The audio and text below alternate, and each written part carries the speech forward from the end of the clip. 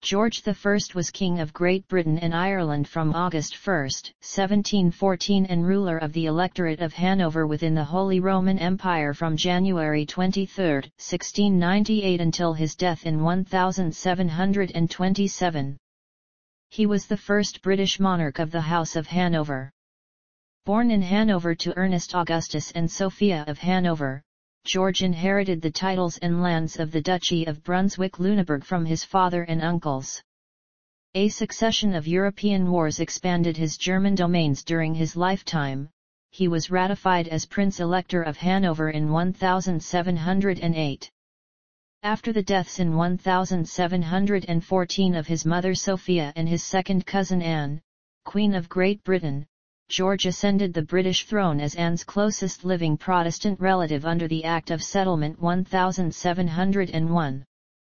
Jacobites attempted, but failed, to depose George and replace him with James Francis Edward Stuart, Anne's Catholic half-brother. During George's reign, the powers of the monarchy diminished and Britain began a transition to the modern system of cabinet government led by a prime minister. Towards the end of his reign, actual political power was held by Robert Walpole, now recognized as Britain's first de facto prime minister. George died of a stroke on a trip to his native Hanover, where he was buried. He is the most recent British monarch to be buried outside the United Kingdom. Early life. George was born on May 28, 1660 in the city of Hanover in the Duchy of Brunswick-Lüneburg in the Holy Roman Empire. He was the eldest son of Ernest Augustus, Duke of Brunswick-Lüneburg, and his wife, Sophia of the Palatinate. Sophia was the granddaughter of King James I of England through her mother, Elizabeth Stuart, Queen of Bohemia. For the first year of his life, George was the only heir to the German territories of his father and three childless uncles. George's brother, Frederick Augustus, was born in 1661, and the two boys were brought up together. Their mother was absent for almost a year during a long convalescent holiday in Italy, but corresponded regularly with her son's governess and took a great interest in their upbringing, even more so upon her return. Sophia bore Ernest Augustus another 4 sons and a daughter. In her letters, Sophia describes George as a responsible, conscientious child who set an example to his younger brothers and sisters. By 1675, George's eldest uncle had died without issue, but his remaining 2 uncles had married, putting George's inheritance in jeopardy as his uncles' estates might pass to their own sons, should they have had any, instead of to George. George's father took him hunting and riding, and introduced him to military matters.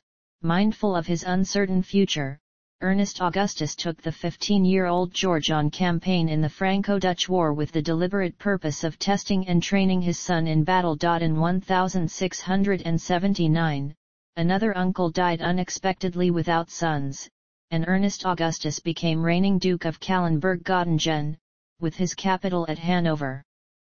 George's surviving uncle, George William of Psella, had married his mistress in order to legitimize his only daughter, Sophia Dorothea, but looked unlikely to have any further children. Under Salic law, where inheritance of territory was restricted to the male line, the succession of George and his brothers to the territories of their father and uncle now seemed secure. In 1682, the family agreed to adopt the principle of primogeniture, meaning George would inherit all the territory and not have to share it with his brothers. Marriage. The same year, George married his first cousin, Sophia Dorothea of Psella, thereby securing additional incomes that would have been outside Salic laws. The marriage of state was arranged primarily as it ensured a healthy annual income and assisted the eventual unification of Hanover and Psella. His mother at first opposed the marriage because she looked down on Sophia Dorothea's mother, Eleanor, and because she was concerned by Sophia Dorothea's legitimated status. She was eventually won over by the advantages inherent in the marriage. In 1683, George and his brother Frederick Augustus served in the Great Turkish War at the Battle of Vienna, and Sophia Dorothea bore George a son, George Augustus. The following year, Frederick Augustus was informed of the adoption of primogeniture, meaning he would no longer receive part of his father's territory as he had expected. This led to a breach between Frederick Augustus and his father, and between the brothers, that lasted until his death in battle in 1690. With the imminent formation of a single Hanoverian state, and the Hanoverians' continuing contributions to the empire's wars, Ernest Augustus was made an elector of the Holy Roman Empire in 1692.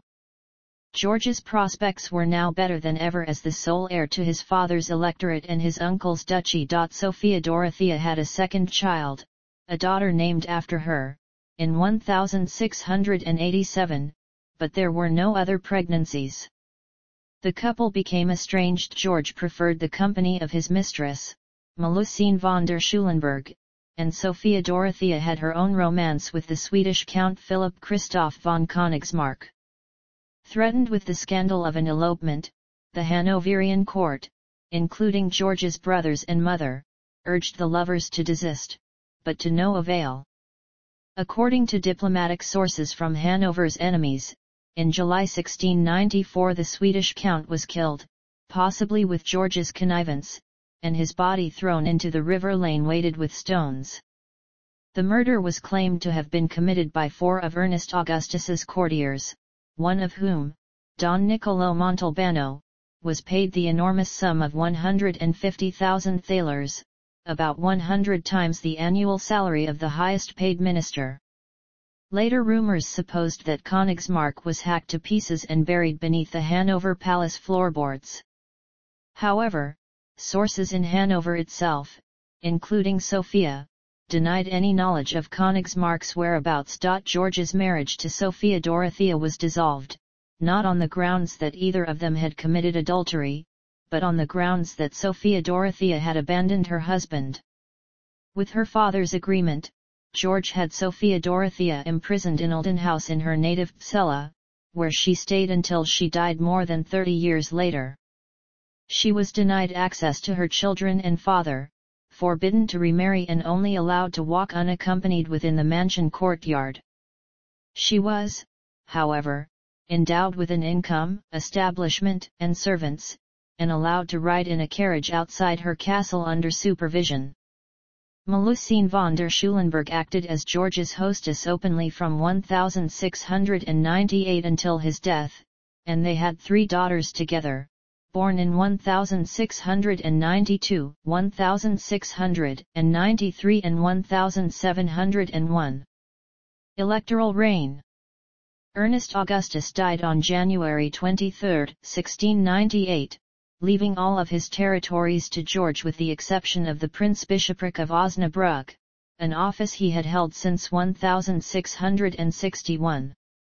George thus became Duke of Brunswick-Lüneburg as well as Arch-Banner-Bearer and a Prince-Elector of the Holy Roman Empire. His court in Hanover was graced by many cultural icons such as the mathematician and philosopher Gottfried Leibniz and the composers George Friedrich Handel and Agostino Stefani. Shortly after George's accession to his paternal duchy, Prince William, Duke of Gloucester, who was second in line to the English and Scottish thrones, died. By the terms of the English Act of Settlement 1701, George's mother, Sophia, was designated as the heir to the English throne if the then reigning monarch, William III, and his sister-in-law, Anne, died without surviving issue. The succession was so designed because Sophia was the closest Protestant relative of the British royal family. 56 Catholics with superior hereditary claims were bypassed. The likelihood of any of them converting to Protestantism for the sake of the succession was remote. Some had already refused. In August 1701 George was invested with the Order of the Garter and, within 6 weeks, the nearest Catholic claimant to the thrones, the former King James II, died. William III died the following March and was succeeded by Anne. Sophia became heiress presumptive to the new Queen of England. Sophia was in her 71st year, 35 years older than Anne, but she was very fit and healthy and invested time and energy in securing the succession either for herself or for her son.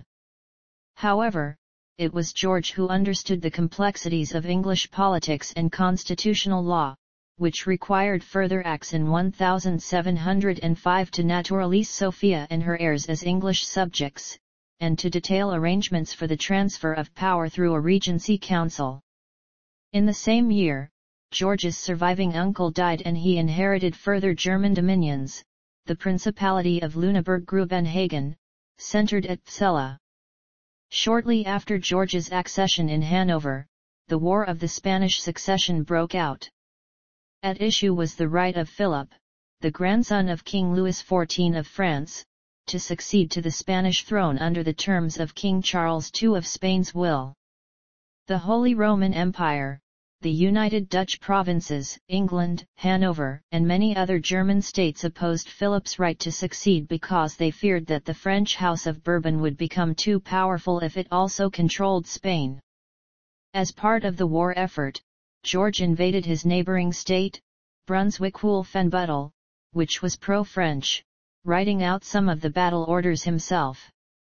The invasion succeeded with few lives lost. As a reward, the prior Hanoverian annexation of the Duchy of Saxe-Lauenburg by George's uncle was recognized by the British and Dutch. In 1706 the Elector of Bavaria was deprived of his offices and titles for siding with Louis against the Empire. The following year, George was invested as an imperial field marshal with command of the imperial army stationed along the Rhine.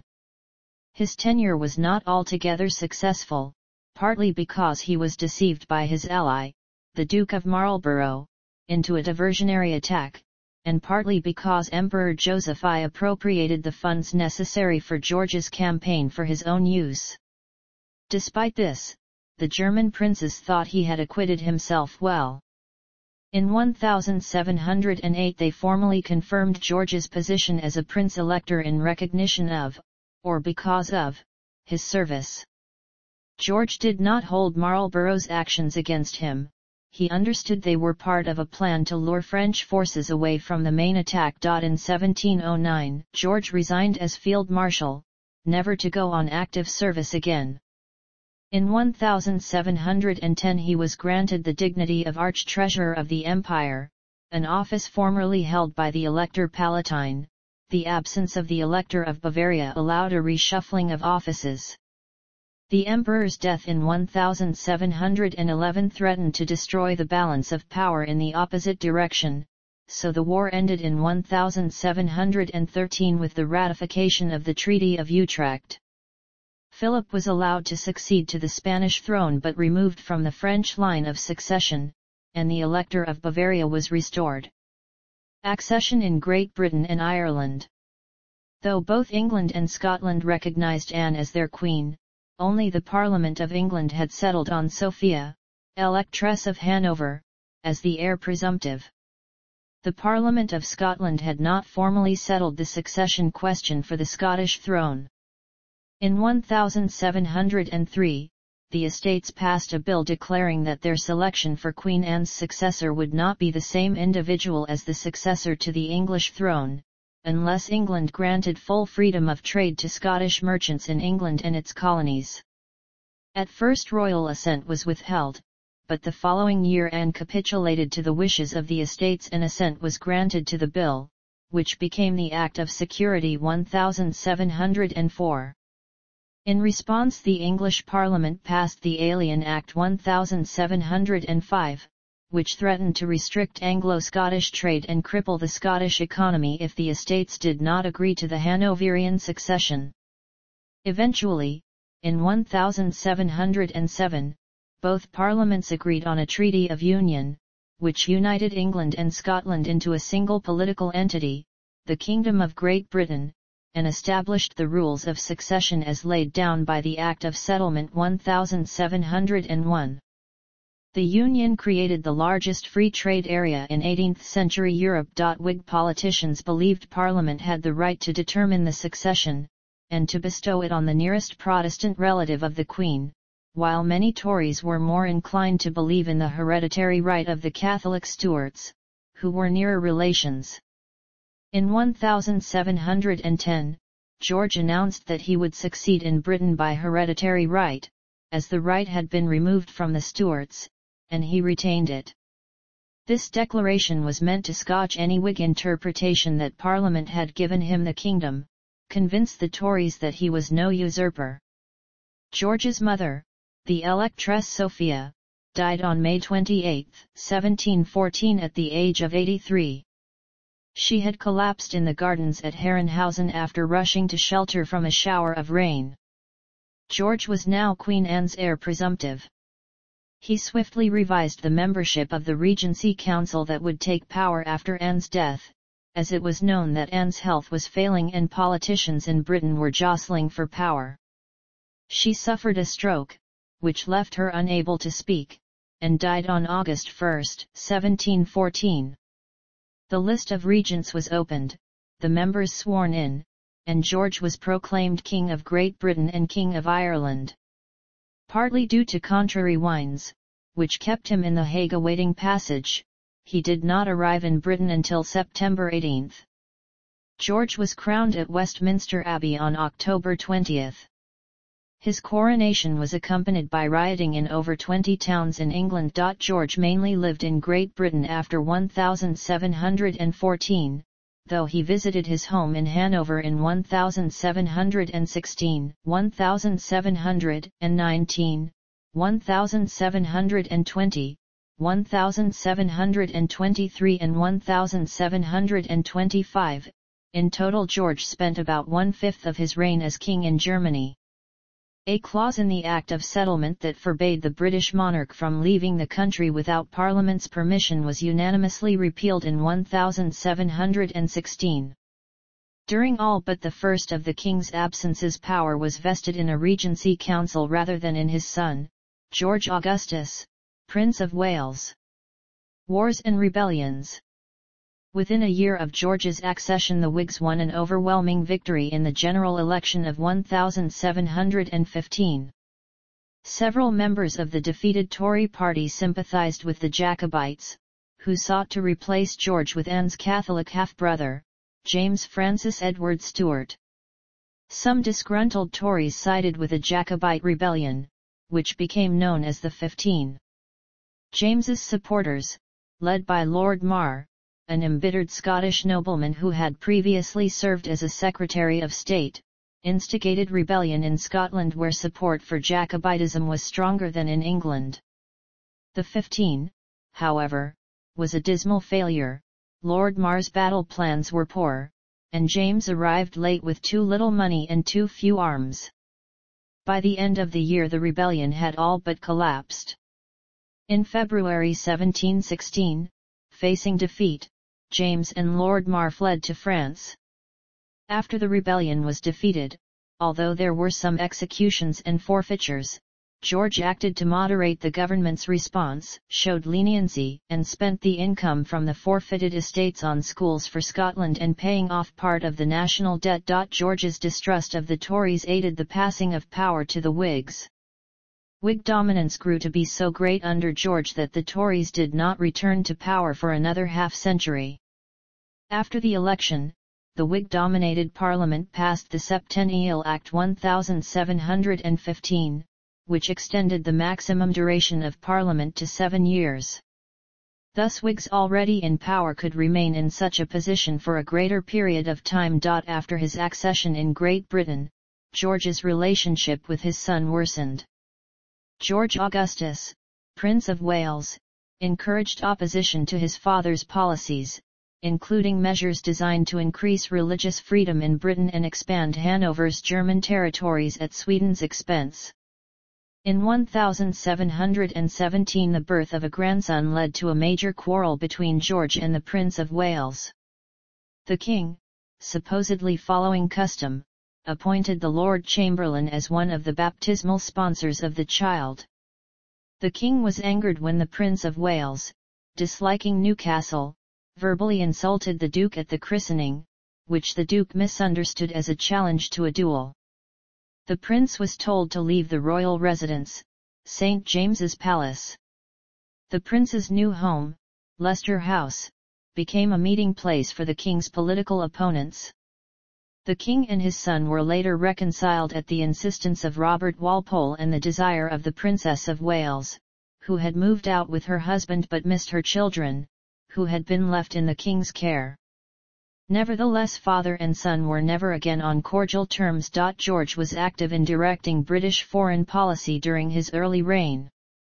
In 1717 he contributed to the creation of the Triple Alliance, an anti-Spanish league composed of Great Britain, France, and the Dutch Republic.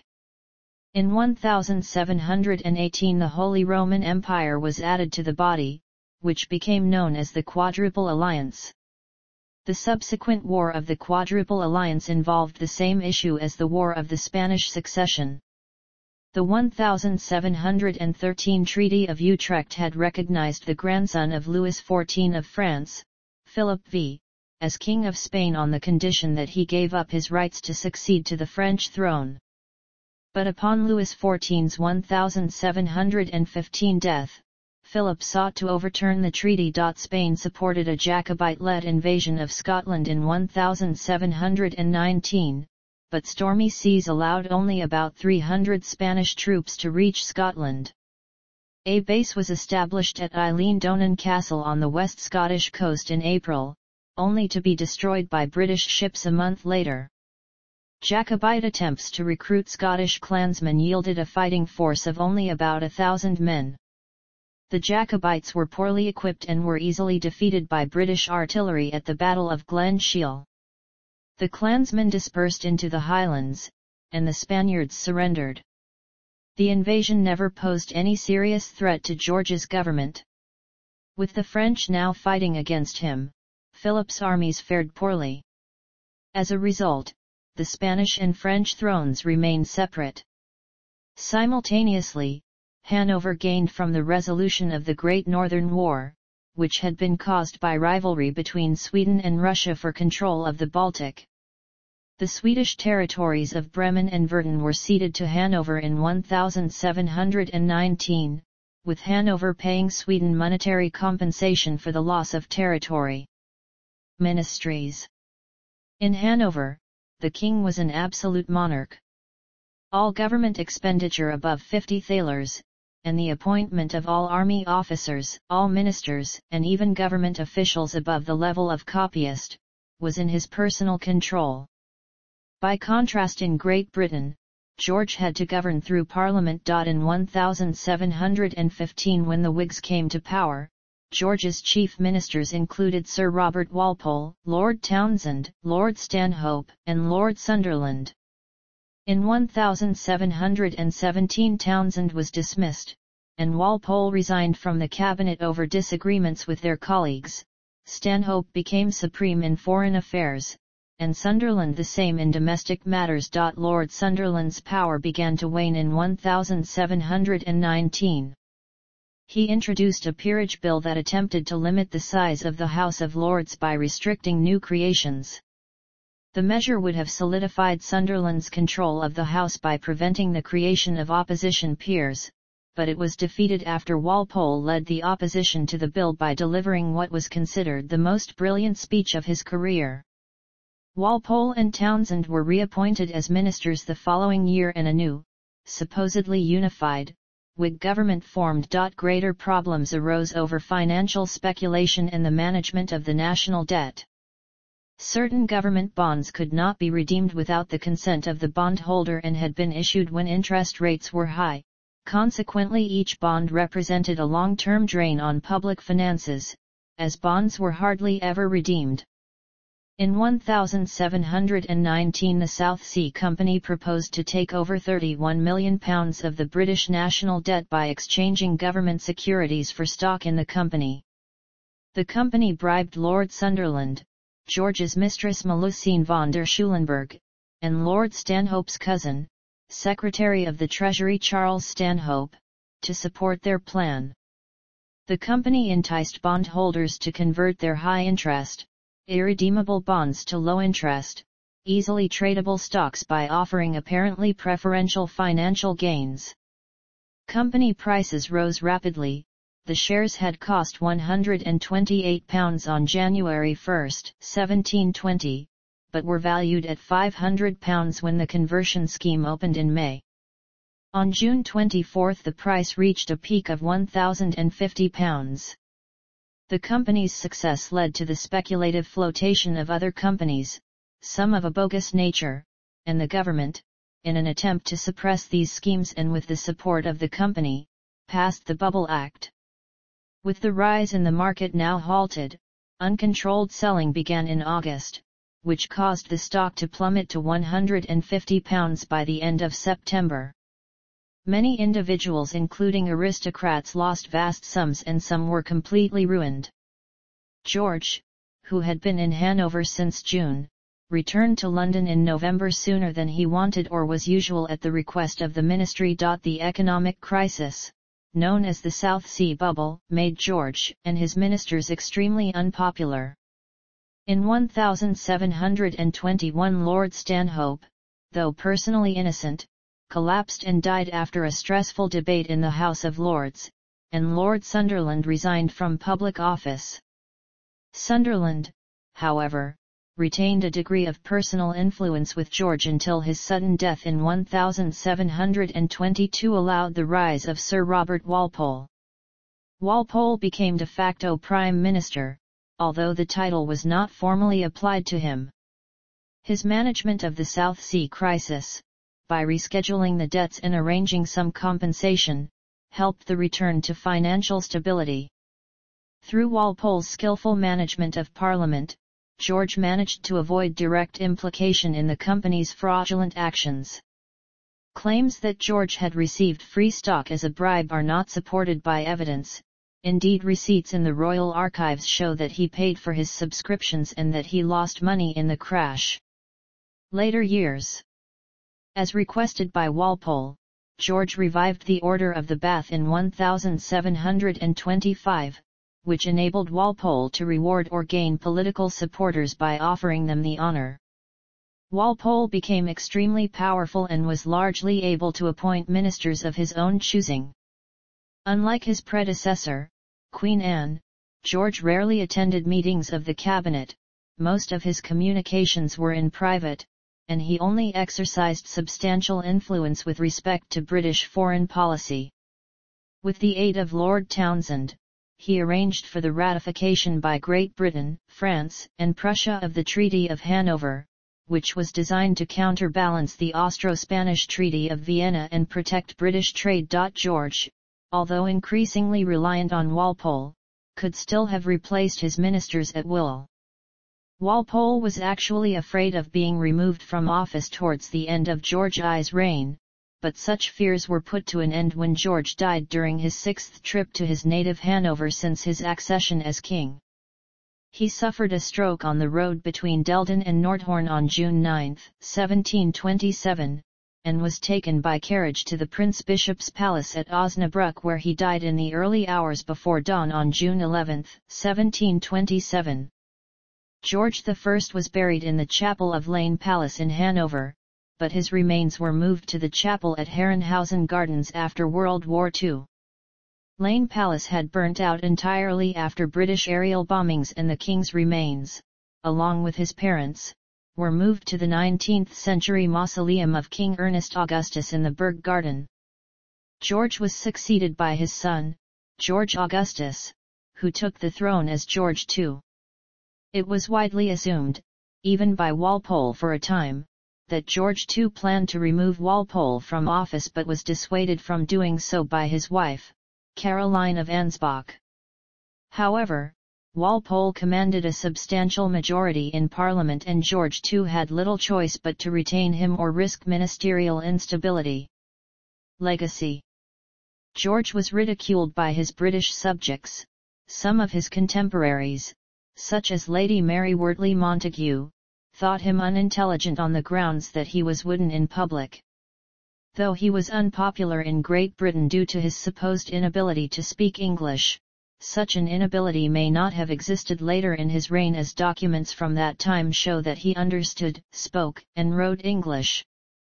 He certainly spoke fluent German and French, good Latin, and some Italian and Dutch. His treatment of his wife, Sophia Dorothea, became something of a scandal.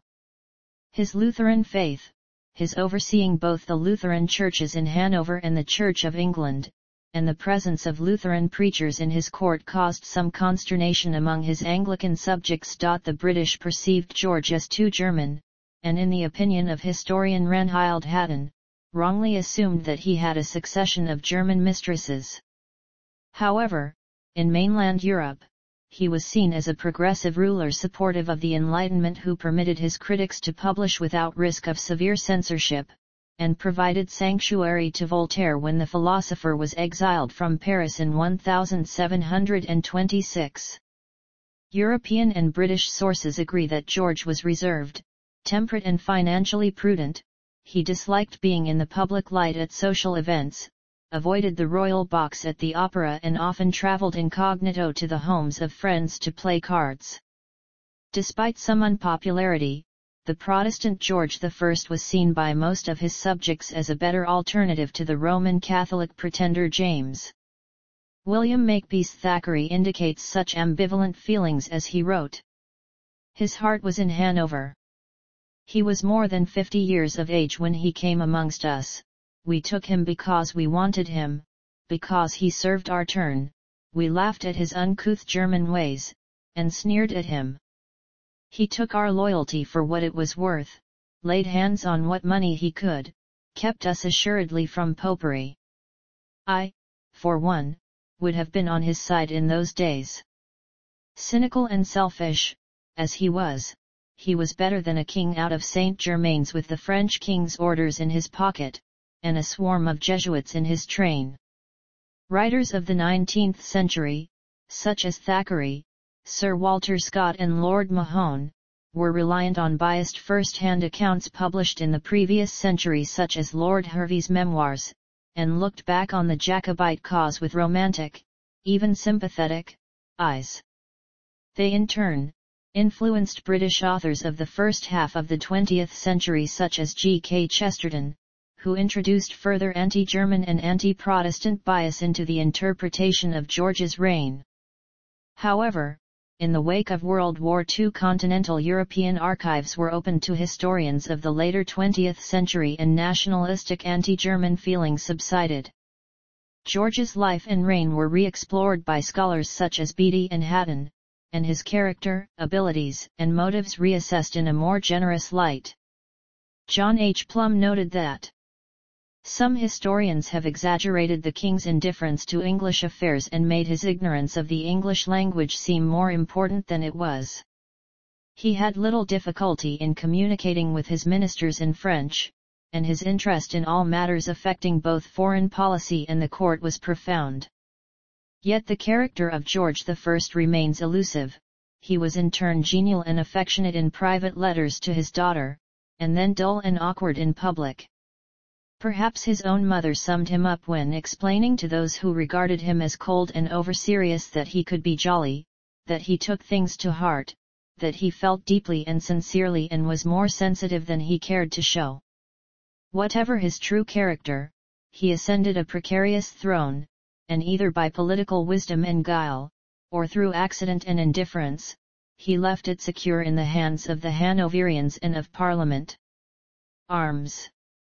As king his arms were, quarterly, gules 3 lions passant gourdant in pale or impaling or a lion rampant within a trace sure flory counter flory gules, 2, azure 3 fleurs de lis or, 3, azure a harp or stringed argent, 4, tierced per pale and per chevron, gules 2 lions passant gourdant or, 2 or a semai of hearts gules a lion rampant azure, 3 gules a horse courant argent, overall an escutcheon gules charged with the crown of Charlemagne or. Issue and mistresses. Issue. Mistresses. In addition to Melusine von der Schulenburg, 3 other women were said to be George's mistresses. Leonora von Maysburg-Zusken, widow of a chamberlain at the court of Hanover, and secondly married to Lieutenant General de Wahy. Leonore was the sister of Clara Elizabeth von Maysburg-Zusken, Countess von Platen, who was the mistress of George I's father, Ernest Augustus, Elector of Hanover. Sophia Charlotte von Platen, later Countess of Darlington, shown by Ranhild Hatton in 1978 to have been George's half-sister and not his mistress. Baroness Sophie Caroline Eva Antoinette von Offeln, known as the young Countess von Platen, she married Count Ernst August von Platen, the brother of Sophia Charlotte, in 1697. Family tree. Notes.